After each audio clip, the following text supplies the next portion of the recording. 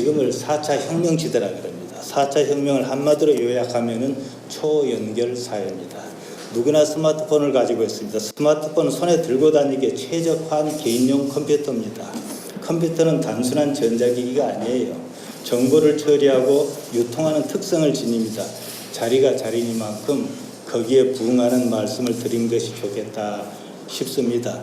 우리는 왜 올바른 판단을 못하는가? 그리고 인간의 조건인 자유에 대해서 말씀드리겠습니다. 예수님께서는 당신을 믿은 유대인에게 말씀하셨습니다. 너희가 내 말에 거하면 참으로 내 제자가 되고 진리를 알지니 진리가 너희를 자유케 하리라. 종교로서 우리 기독신앙의 가치가 여기에 담겨 있습니다. 우리는 예수님을 따르는 사람입니다. 한마디로 자유로워야 합니다. 자유고 자율성은요, 인간의 조건입니다. 불교에서는 열반을 말합니다. 산크리스트어로 느르바나라 하는 말인데 음역한 겁니다. 번뇌가 소멸한 상태입니다. 번뇌는 고통의 원인입니다. 열반은 고통이 사라진 상태를 말합니다. 또 해탈을 말하지요. 해탈은 무슨 굴레에 얽매임에서 자유로운 상태를 말합니다. 한마디로 자유입니다. 예수님께서 말씀하신 자유는 불교식으로 말하자면 번뇌가 없는 해탈의 경지를 말합니다. 자유를 얻는 방법에는 차이가 있습니다. 예수님의 복음은 보다 쉽고 적극적입니다. 내 멍에는 쉽고 내 짐은 가볍다. 마태복음 11장 30절에서 말씀하셨습니다. 지금 예수님의 말씀으로 해탈의 경지, 자유를 누리고 있느냐? 이 문제입니다. 자유롭지 못하다면요, 사실 인간이 아닙니다. 메커니즘에 따라 움직이는 기계에 불과하다는 거예요. 여러분께 묻겠습니다. 여러분은 자유로웠습니까? 여러분은 본문의 유대인과 제가 드린 질문에 대해서 본문의 유대인과 동일한 대답을 하실 것입니다. 요한복음 8장 33절입니다. 우리가 남의 종이 된 적이 없거늘 어찌하여 우리가 자유롭게 되리라 하느냐. 사실 여러분은 자유롭지 않습니다. 설교 제목이 매트릭스에 갇힌 인간입니다. 매트릭스란 숫자의 행렬 조합을 말합니다. 프로그래밍 언어 조합입니다. 요즘 말로 하면 코딩입니다. 모든 언어는 글로 표기할 수 있습니다. 모든 글은 알파벳으로 바꿀 수 있습니다. 모든 알파벳은 숫자로 치환할 수 있습니다. 모든 숫자는 0과 1, 이진법으로 나눌 수 있습니다. 다시 말씀드려서 0은 오프, 1은 온으로 대체할 수 있는 거예요. 우리말로 하면 켰다 껐다 이겁니다. 예스냐 노냐는 최소 단위의 값으로 대체합니다. 컴퓨터 언어는 이처럼 단순해요. 이진법 숫자에 대응하는 각각의 값으로 치환하고 다시 알파벳으로 각각의 언어를 돌려주는 겁니다. 여기에 자율성이라는 눈꼽만큼도 없습니다. 대응하는 함수값만 있습니다. 작년에 하사비스가 주도하여 만든 알파고와 이서들이 바둑을 두었습니다. 보셨을 겁니다. 알파고는 단순히 컴퓨터 프로그램입니다. 컴퓨터 프로그램이 바로 매트릭스, 행렬의 조합이라는 거죠. 수식의 조합에 따른 명령문 체계입니다. 알파고는 딥러닝이라 그럽니다. 그 방식에 따라 바둑을 익히게 한 겁니다. 컴퓨터는 무슨 일을 해도요, 행렬에서 벗어나지 않습니다. 아주 복잡하고 현란한 게임도, 스토리가 잘 짜여진 프로그램도 행렬에 갇혀 있습니다. 알파고는 행렬에 따라 절차를 수행하였을 뿐입니다. 바둑판이라는 것은 아무리 경우의 수가 많아도 행이 19줄, 열이 19줄입니다. 행이 29, 열이 29이라 할지라도 마찬가지예요. 경우의 수가 그만큼 늘어나서 계산할 것이 많을 뿐입니다. 물리적으로만 보면 인간의 신체뿐만 아니라 뇌는 사실상 기계장치입니다. 작동 방식이 기계가 똑같아요. 인공지능이 화두인 시대입니다. 영어로 Artificial Intelligence라 그럽니다. 인공지능이란 말보다 저는 기술지능이란 말을 더 즐겼습니다. 지능을 기술적으로 구현한 것이다 이겁니다. 인공지능이란 말은 자가 학습 능력이 있다는 것 때문입니다. 스스로 학습한 능력이에요. 응용력은 덤입니다. 한 번도 경험해보지 못한 일을 할지라도 과거의 경험을 토대로 유추하기 때문입니다. 자꾸만 데이터가 쌓입니다. 게다가 지금은 전 세계가 연결된 초연결 사회입니다. 이게 인공지능의 핵심입니다. 매트릭스는 생각과 동일합니다. 행렬의 조합이 많아 다양한 방식으로 응답할지라도 그것을 뛰어넘지 못하는 행렬에 갇힌 것입니다. 생각이 그래요. 그 자체가 한계입니다. 행렬에 따른 생각은 그냥 감옥입니다. 우리는 증명되지 않는 생각으로 허상을 만듭니다. 그것으로 진실을 가리는데 익숙합니다. 자율성이 없습니다. 감옥입니다. 우리 신앙은 믿음을 말합니다. 그조차도 생각에 따른 것입니다. 자기가 믿고 싶은 것을 믿습니다. 생각에 따라 그렇습니다. 생각은 그것이 어떤 형태이든지 간에 행렬에 갇힌 매트릭스와 동일한 구조를 이룹니다.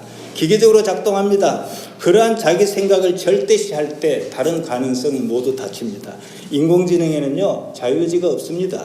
자유가 필요하지도 않습니다. 알파고가 자유롭게 생각하고 바둑을 두는 것처럼 보이는 이유는 그만큼 처리 방법에 대한 함수 대응이 다양하기 때문입니다. 다양한 상황에 대해서 수많은 대응을 함수화의 기술로 해결한 것입니다.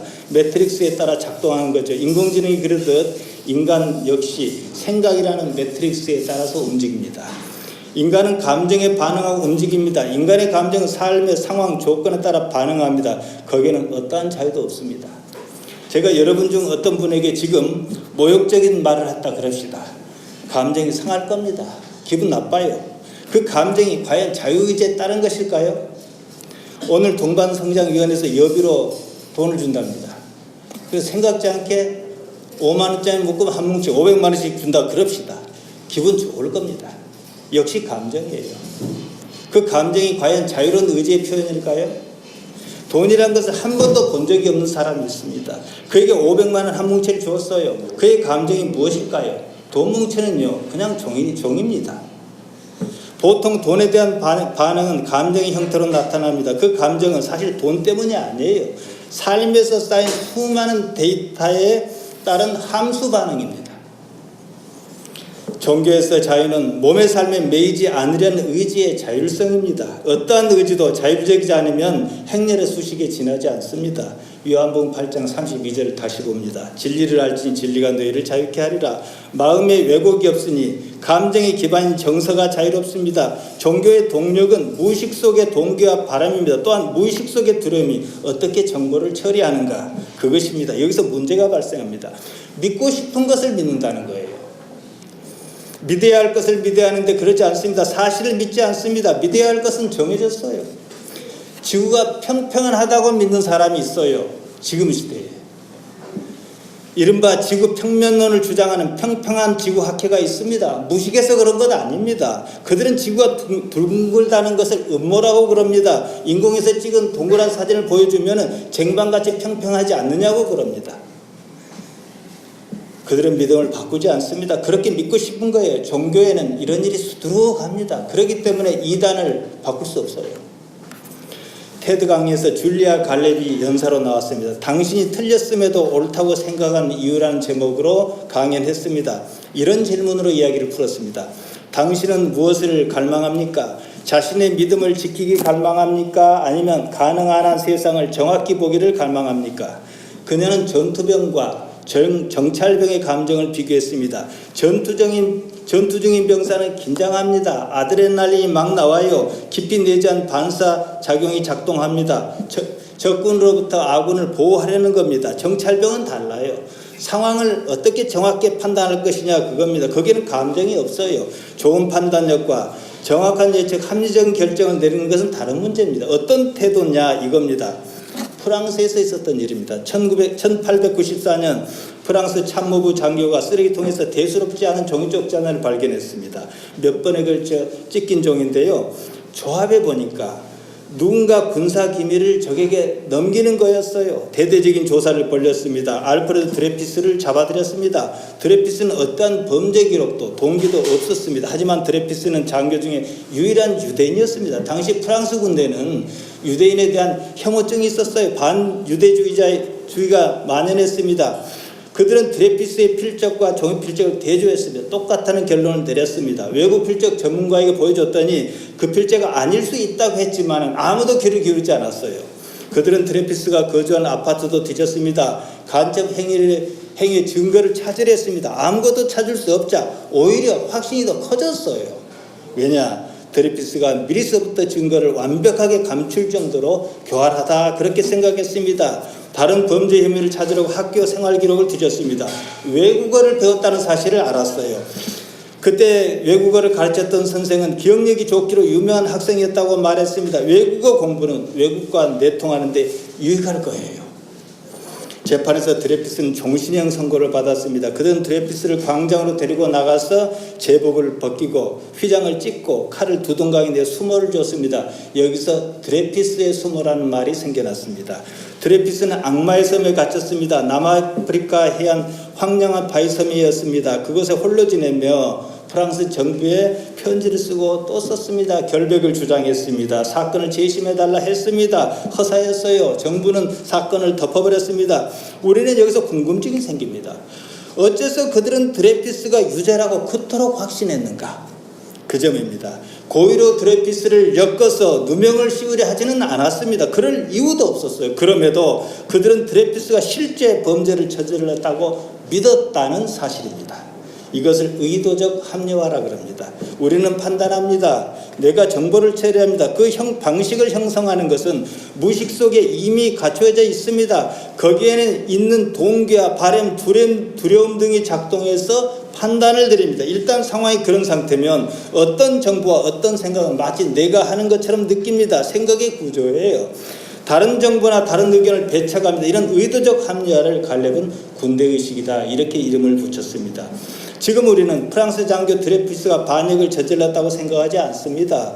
그가 하는 말을 충분히 귀담아 들어줄 수 있습니다. 우리 자신은 드레피스와 그 사건에서 3자 관점이기 때문입니다. 다른 말로 자신과 이해관계가 없기 때문에 그처럼 명확한 판단이 가능하다는 것입니다. 운동경기처럼 자신이 개입한 경우는 다릅니다. 심판이 선수의 파워를 선언한 호각을 봅니다. 그때 그 팀이 누구 편이냐에 따라서 우리는 심판에 대한 태도가 달라집니다. 우리 편이면 심판이 잘못 불었을 것이라 그러고 남의 편이면 심판이 맞을 것이라 생각한다는 것이지요. 내 편이냐 아니냐고 옳고 그름을 결정합니다. 자신의 결정에 맞는 이유를 찾으며 동기화합니다. 나의 결정은 옳아야 하기 때문이에요. 자기를 지키려는 보호 본능입니다. 예수님께서 그처럼 지키고 싶어하는 자기를 부인하라고 말씀하셨습니다. 그것 없이는 진리에 접근할 수가 없습니다. 우리의 판단은 무의식적으로 이기고 싶어하는 편으로 기웁니다. 무엇이 공정하고 도덕적인지 하는 것보다 항상 이런 판단이 앞섭니다. 의도적 합리화 내지는 군대의식은 자신이 알지 못하는 무의식의 판단에 따라 일어난다는 사실입니다. 그 때문에 보통 사람은 객관적이고 공정한 판단을 할 수 없습니다. 네로 불남이란 말이 있어요. 저는 사자성어인 줄 알았더만은 내가 하면 로맨스고 남이 하면 불륜이란 말이에요. 모든 일에 이해관계가 얽혀 있습니다. 감정이 그것을 구체적인 것처럼 모양을 갖추게 합니다. 그리고 생각으로 포장한다는 겁니다. 자기를 부인하라는 예수님의 말씀은 진리를 알기 위한 최소한의 조처입니다. 복음의 첫 단추가 자기 부인이에요. 그거 없으면은 예수님 믿을 수도 없어요. 십자가조차도 자기 부인의 방법입니다. 드레피스 사건은 프랑스군 고위장교 피카트 대령에 의해서 사실이 드러났습니다. 그도 처음엔 드레피스가 유죄라고 생각했습니다. 피카트 대령은 어느 순간 우리가 틀렸으면 어떡하지? 이런 의문을 품었습니다. 왜냐? 드레피스가 잡혔는데도 불구하고 스파이 행위가 여전히 있더라는 거예요. 다른 장교의 필적이 처음 발견한 쪽지의 필적과 정확하게 일치한다는 사실도 알아냈습니다. 그는 조사한 사실을 가지고 상관에게 갔습니다. 놀랍게도 그들은 피카트 대령이 수집한 증거에 대해서 신경 쓰지 않았습니다. 오히려 자신들의 믿음을 깨고 싶지 않은 것 같았습니다. 드레피스가 잡혀간 후 다른 스파이가 바통을 이어받아 드레피스의 필체를 흉내냈다고 그랬습니다. 우여곡절 그때 드레피스는 무죄로 풀려났습니다. 10년이 걸렸습니다. 오히려 피카트 대령은 항명죄로 감옥에 갇히기도 했습니다. 간혹 사람 중에는요, 자신의 편견과 선입견을 뛰어넘고자 하는 사람이 있습니다. 가능한 객관적으로 사실을 보고 증거를 찾으려 합니다. 답은 감정에 있습니다. 그들은 새로운 정보를 배우거나 또는 그러한 과정에 느끼는 즐거움이란 감정이 있습니다. 그들은 자기 예상과 다른 상황을 접했다 할지라도 문제가 없어요. 그때는 호기심이 더 크거든요. 정찰병은 오히려 자신의 믿음을 시험합니다. 자기 생각을 바꾸는 것이 나약한 일이 아니라고 여깁니다. 보세요. 마을에서 저는 이제 노인들 위주로 목회를 합니다. 60 넘어가면 거의 대부분 꼰대가 됩니다. 자기 생각 안 바꿉니다. 무엇보다도 정찰병은 현실적입니다. 한 인간으로서 올바른 존재 가치는 어떤 주제에 얼마나 옳고 그른지에 달려있지 않습니다. 자기 판단이 틀리다는 결론이 나와도 기분 나빠하지 않습니다. 바보라고 생각하지 않습니다. 이런 사람에게서 올바른 판단을 기대할 수 있습니다. 여러분은 무엇을 갈망합니까? 자신의 믿는 것을 지키기 원하는가? 아니면 보다 정확하게 세상을 사실대로 보기 원하는가? 그겁니다. 한 사람이 있습니다. 그는 자신의 의식의 주체일까요? 생각이 자기 의식의 주체일까요?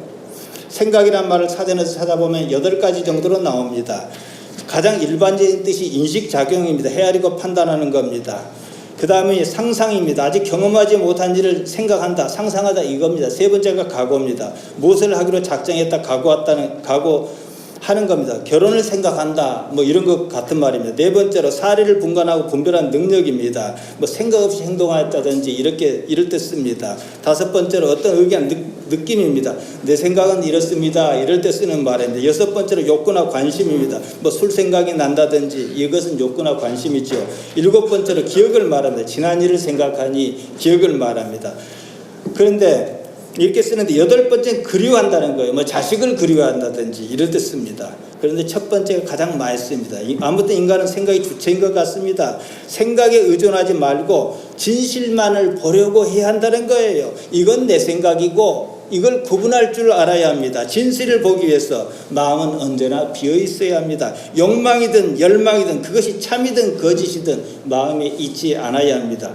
불교에서 가장 기본적인 교리는 고집멸도입니다. 사성제입니다. 현세의 삶은 고통이다. 고제. 고통의 원인은 끝없는 애집 곧 사랑하여 집착하는 집제다. 모든 욕망이 사라지고 열반에 이른다는 멸제. 그리고 모든 괴로움을 해결하고 열반에 도달하는 길을 도제라 그럽니다. 해탈은 그 상태, 아무 것에도 얽매이지 않는 자유로운 상태를 말합니다. 따라서 불교라는 것 자체는요, 이것을 이루기 위한 수행 과정이에요. 목탁을 두드리는 것도 뭐 울력이라고 하는 것도 다 마찬가지입니다. 여기서 중요한 건 집제입니다. 말씀드린 대로 번뇌의 집적, 모으고 쌓는 거예요. 우리식으로 하면은 하마르티아입니다. 해결 방법은 마음을 비우는 겁니다. 마태복음 5장 8절입니다. 마음이 청결한 자는 복이 있나니 저희가 하나님을 볼 것이며, 여기서 마음은 까르디아입니다. 이성의 영역인 노스와 다릅니다. 까르디아는 감성의 영역입니다. 따라서 청결한 마음은 감정이 빈 마음입니다. 아무 것에도 지배받지 않습니다. 어떠한 종교적 열망도 빈 마음 아닙니다. 대개는 이 점을 오해해요. 무슨 바라보는 법칙이냐 말도 안 되는 소리를 합니다. 그것은 자기 개발서에나 나오는 것이지 성경의 용어는 아닙니다. 십자가에서 모든 것이 의미를 잃습니다. 희망도 절망도 의미가 없습니다. 하나님의 십자가이기 때문입니다. 그냥 빈 마음이어야 합니다. 그때 진실을 보는 참나온 본능이 되살아나 직관적 능력이 힘을 발합니다. 거기에는 오류가 없습니다. 하마르티아가 없기 때문입니다. 깊이 보면 생각은 허상입니다. 생각은 결국 매트릭스일 수밖에 없습니다. 거기 갇히지 말아야 합니다. 자신의 생각으로 한계를 미리 정하지 말아야 합니다. 그러는 순간 자신은 매트릭스에 갇히는 것입니다. 그것을 절대시할 때 인간일 수 있는 고유한 의지, 자유의지를 상실합니다. 예수님을 십자가에 못 박아 죽인 사람들을 생각해 보십시오. 그들은 자기들의 생각이 옳다고 굳게 믿었습니다. 생각에 의한 생각은 생각이 아닙니다. 수많은 데이터를 바탕으로 경우의 수를 산출해서 바둑을 두는 알파고가 아무리 그럴듯하여도 인간일 수 없는 것과 마찬가지입니다. 동방성장위원회에서 해리스 가든에 모이자 그러면 찾아봤을 게 뭐 하는 데인지, 그 뭐가 나오겠다, 뭘 먹일 수 있겠다 생각하셨잖아요. 안 줄 수도 있는 거거든요. 인간이 하나님의 형상을 닮았단 말을 깊이 헤아려야 합니다. 자기 생각의 노예로 사는 한 하나님의 형상과는 거리가 멉니다. 데카르트는 말했습니다. 나는 생각한다. 그러므로 존재한다고 말했습니다. 그러나 저는 말합니다. 나는 생각하지 않습니다. 생각은 나에게 동의를 한 번도 구한 적이 없이 떠오릅니다. 나는 어리석게도 그 생각을 옳다고 믿습니다. 내가 생각하는 것인 줄 압니다. 데카르트는 생각의 작동 구조를 알지 못했습니다. 근대 인식론의 한계입니다. 나는 생각하지 않습니다. 다만 의식할 뿐입니다. 나는 생각의 주체가 아닙니다. 나는 의식의 주체여야 합니다. 진리가 자유케 한다는 말씀은 그런 뜻입니다. 진리를 알면 기노스코는 그냥 하는 것 아닙니다. 성교도 뜻합니다. 기노스코 하면 자유롭습니다. 이것이 예수님의 복음입니다. 진리는 알레데이합니다. 별말 아니에요. 사실, 참. 성경책 보면 그렇게 나와 있어요. 참이에요. 있는 그대로가 진리입니다. 거짓이 아닌 참입니다. 사실 왜곡이 없는 겁니다. 여러분 자신은 지금보다 더 대단한 무엇일 수 있습니다. 생각에 갇히지 않는 자유의 직관으로서 올바른 판단이 가능합니다. 직관은 판단이나 추리 등의 사유작용을 거치지 않습니다. 그만큼 생각으로부터 자유롭습니다. 대상을 직접적으로 판단한 능력을 말한다. 우리 성경에서 죄라는 말이 나옵니다. 하마르티아입니다. 아리스토텔레스가 시약 13장에서 언급했습니다. 거기에 따르면 우리가 생각하는 죄와 좀 다릅니다. 판단, 착오에 가깝습니다. 원래 뜻은 화살이 관역을 잘못 맞췄다 이 뜻입니다. 생각이 갇혔을 때 생각을 진리라 여길 때 관역을 제대로 맞추기란 현실적으로 불가능합니다. 인간의 불행의 늪에 빠지는 구조, 우리 성경에서 죄라고 번역한 하마르티아입니다. 그 결과가 뭡니까? 불행이죠. 남을 좋아하는 마음도 남을 미워하는 마음도 내 의지와는 별개로 작동합니다. 생각에 따른 겁니다. 좋아하는 마음, 미워하는 마음 모두 생각입니다. 거기다 합리적이라 말할 만한 이유를 갖다 댄 거예요. 좋아하기로 작정해놓고 거기에 맞추는 거고 싫어하기로 작정해놓고 거기에 맞추는 거예요. 생각이 기초는 감정입니다. 매트리스와 똑같은 방식으로 작동합니다. 경험이 없다면 생각이 없을 것입니다. 인생의 경험이 없을 수는 없습니다. 그러나 자신의 생각이 참이 아닐 수 있다고 마음을 여는 순간 우리는 생각에 매이지 않을 자유로울 비상구 하나 정도는 확보한 셈입니다. 우리가 실제로 아는 것은 오직 지금 이 순간뿐입니다. 그것이 진리입니다. 생각을 그것을 무시하게 합니다. 예수님께서는 마태복음 5장 37절에서 오직 너희 말은 옳다 아니라 그러셨습니다. 이에서 지난 건 악이라 그러셨어요. 생각의 인생은 악한 겁니다. 지금을 지나는 것은 다 생각에 의한 거예요. 자기 생각에서 자유롭지 못하면요 그리스도인 아닙니다. 생각은 지금 여기에 관한 것이 아닙니다. 어제나 내일에 관한 것입니다. 생각은 실제 존재의 순간인 지금 이 순간을 무시하게 합니다. 그것은 진리가 아닙니다. 정리하겠습니다. 인생은 좋든 good 하나님께서 주신 것입니다. 제가 이렇게 태어나고 싶어 태어난 것도 아니고 목사 되려고 태어난 것도 아닙니다. 하나님께 주신 것입니다. 우리는 주어진 각자의 인생을 살 뿐입니다. 그러면 그것은 거룩한 거예요. 그냥 지금 해야 할 일을 하는 겁니다. 생각에 따라 하는 것이 아닙니다. 그것이 영생입니다. 우리 기독신앙은 영생을 추구해요. 근데 영생을 설교하는 사람이 많던가요? 영생은 지금 이 순간순간의 나일입니다. 생각에 의지하지 말고 지금의 의식을 모아야 합니다. 존재의 자리는 지금 여기에 의식을 모을 때 영생은 계속하여 깨어있는 그것입니다. 여러분은 영생하시기 바랍니다. 기도하십시다.